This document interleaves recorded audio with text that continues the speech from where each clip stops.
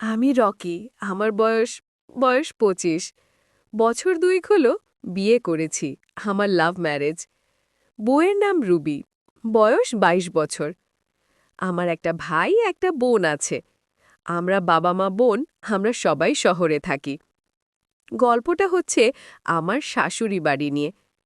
শাশুড়ি বাড়ি বলার কারণ হচ্ছে আমার শ্বশুর বিদেশ থাকে। ২ বছর ধরে ৫-৬ মাস পর পর বাড়ি আসে। কিছুদিন থাকে, আবার চলে যায়। গল্পের নায়িকা আমার শাশুড়ি। নাম তার শ্যামলী। তার বয়স ৩৫ হবে। সে ছিল লম্বা, গায়ের রং কালো, একদম। যাই হোক, আসল কথায় আসা যাক। তখন আমার বিয়ের ৪ মাস বয়স। একদিন আমি আর রুবি আমার শ্বশুর বাড়ি গেলাম বেড়াতে। ওই দিন রাতস্তার দিকে।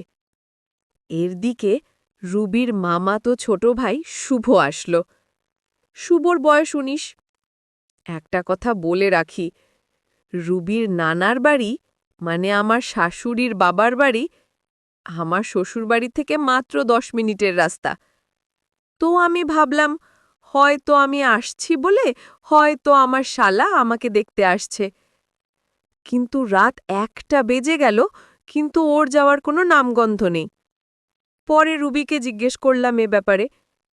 তখন বলল, আজকে শুভ থাকবে এখানে। মানে, কোথায় থাকবে? রুবি বলল, কোথায় থাকবে আবার, মার সাথে থাকবে। আমি একটু হকচুকিয়ে বললাম, তাই নাকি? যাই হোক, রাতে খাওয়া শেষে আমরা যার যার রুমে শুতে গেলাম। তখন বাজে রাত ২টো। তখনও আমার মনের মধ্যে একটা খুঁতখুঁত ভাবটা ছিল। তো রুবির সাথে ১ ঘন্টার মতো খেললাম। তারপর বউ আমার ক্লান্ত হয়ে ঘুমিয়ে পড়ল। কিন্তু আমি ঘুমোতে পারলাম না। তখন বাজে রাত ৩টে।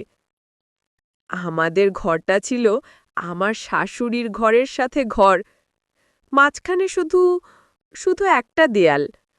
হঠাৎ মনে হলো জল খেতে হবে। পিপাসা লেগে গেছে।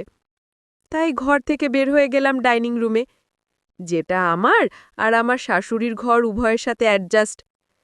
তো যখন আমি ডাইনিং রুমে গেলাম পানি খেতে, দেখলাম আমার শাশুড়ির রুমের দরজা ভেতর থেকে প্রায় পুরোটা আবজানো।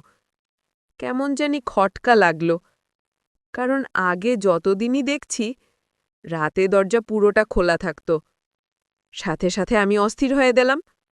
আবার ভাবলাম, ঠিক কি সব আজে বাজে চিন্তা করতেছি।